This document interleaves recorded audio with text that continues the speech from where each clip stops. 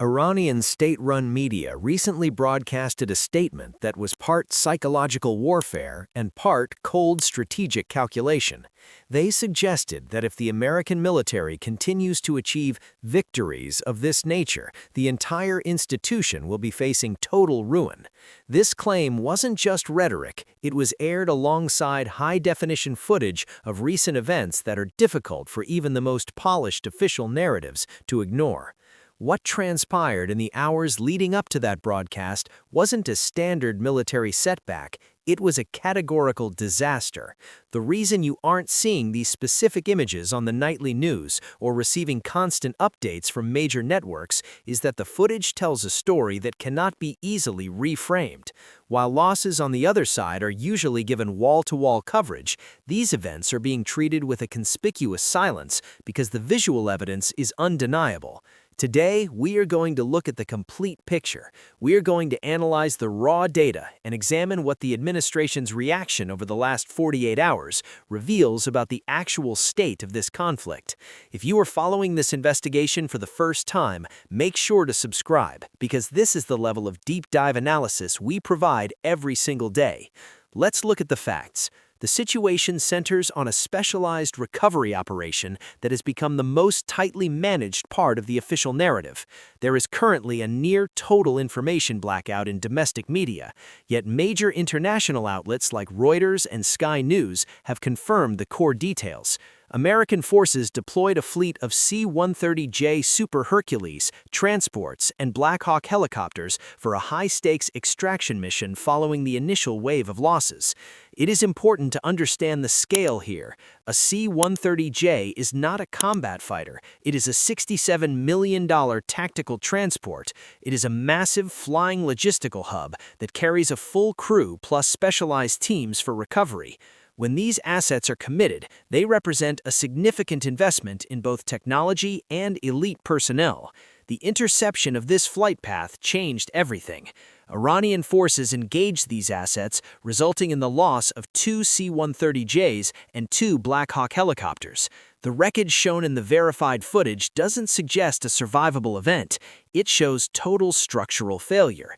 If you break down the math that the Pentagon is currently avoiding, you are looking at 2 C-130Js with at least 5 crew members each and 2 Black Hawks with approximately 6 personnel each.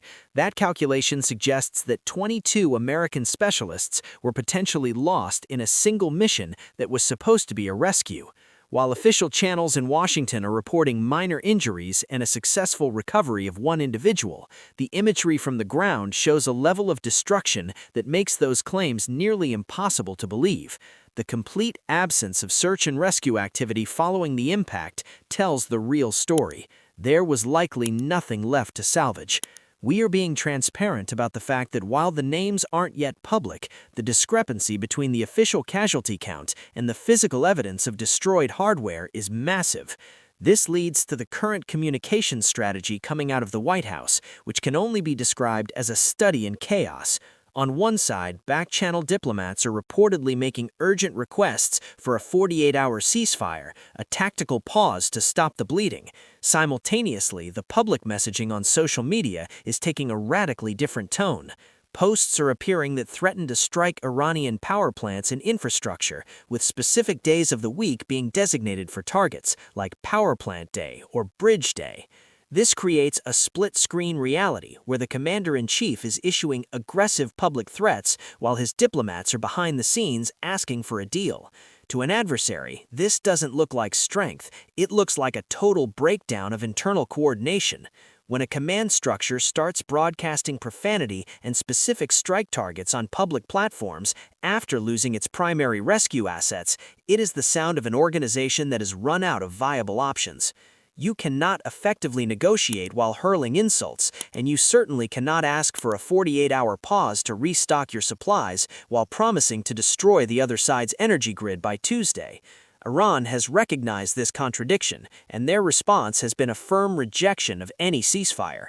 They are continuing their operations and releasing documentation of every engagement, while Western media outlets try to manage the fallout. This exposes a fundamental flaw in the modern American military doctrine.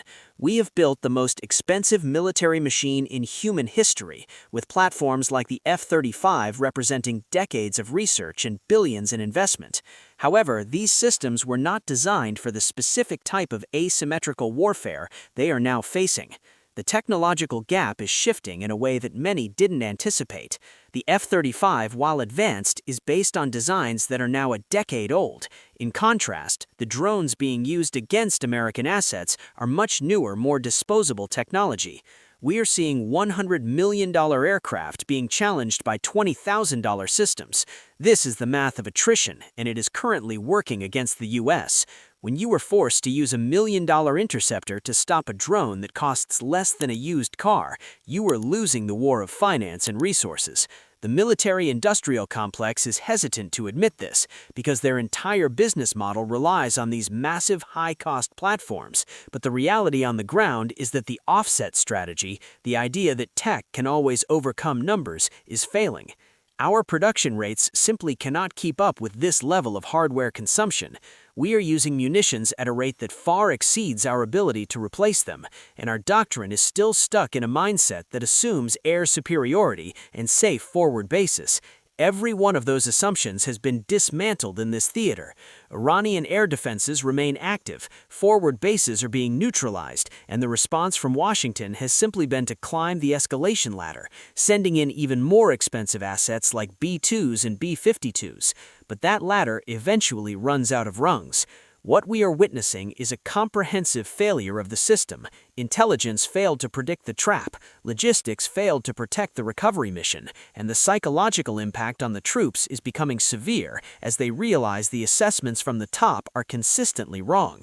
While the social media outbursts continue and the ceasefire requests are ignored, a conflict that was predicted to be over in weeks has turned into a tactical and financial nightmare. We will continue to track the losses, the financial strain, and the breakdown of the decision-making process every single day. Subscribe to the channel to get the full picture that the mainstream media is trying to move past. We will be here tomorrow with the next update on this unfolding situation. See you then.